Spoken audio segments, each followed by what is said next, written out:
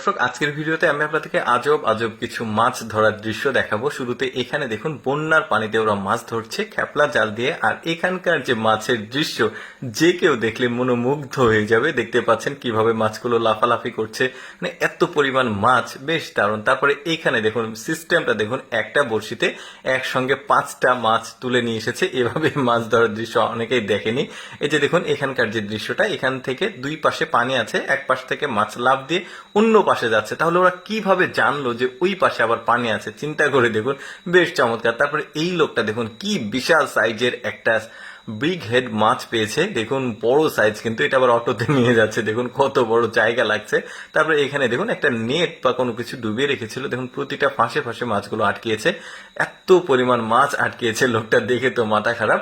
তারপর এই মহিলাটার মাছ ধরার দৃশ্য দেখুন, নদীতে বড় একটা সুতো দিয়েছে, আর এক হাত পরপর একটা করে বড়শি লাগানো আছে, খাবার লাগানো ছিল। এখন এই ট্যাংরা মাছগুলো ওই খাবার খেতে এসে আটকে গেছে। দেখুন মহিলাটার কপাল কত ভালো, দেখুন মানে একটা একটা করে সে প্রতিটি বড়শিতে তার কিন্তু মাছ কেটেছে। দেখতে বেশ চমৎকার লাগছে। তারপরে এইখানে দেখুন, এটা হচ্ছে একটা ধানের জমি, পানি শুকিয়ে গেছে। আর এই কাদাতে দেখুন লোকটা কি চমৎকার ভাবে তারা ব্যায়াম গুচি বা অনেকে গুতুম মাছ বলে, ওই মাছটা ধরছে, বেশ দারুণ। আবার এই জমিতে যখন পানি শুকিয়ে যায় তখনও মাছ থাকে। এখন বলতে পারেন পানি শুকিয়ে গেলে কিভাবে মাছ থাকে।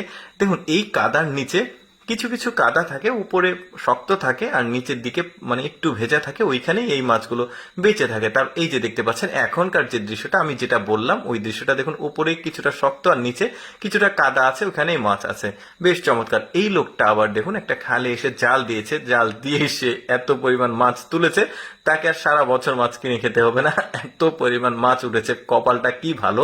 তারপরে এই লোকটা দেখুন এখানে জাস্ট নেট দিয়েছে, আর এখানে এত পরিমাণ মাছ, পুরো নেটটা তার লোড হয়ে গেছে, বেশ চমৎকার লাগছে। কিন্তু এখানে বিভিন্ন রকমের মাছ কিন্তু আছে দেখা যাচ্ছে।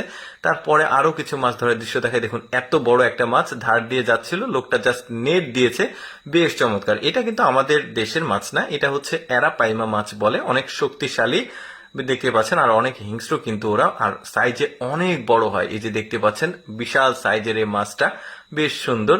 এরপরে কি দৃশ্য দেখাবো, এটা দেখুন এই দৃশ্যটা বেশ চমৎকার। এখানেও বন্যার পানির স্রোত যাচ্ছে, এখানে আবার জাল খেপলা জাল কম, জাস্ট নেট দিয়ে রেখেছে। এই নেটের উপরে লাফ দিয়ে এসে মাছগুলো মানে আটকাচ্ছে। দেখুন কি চমৎকার দৃশ্য। এই লোকটা তো বিশাল সাইজের একটা পাঙ্গাস মাছ লাগিয়েছে, সম্ভবত বড়শি এটা।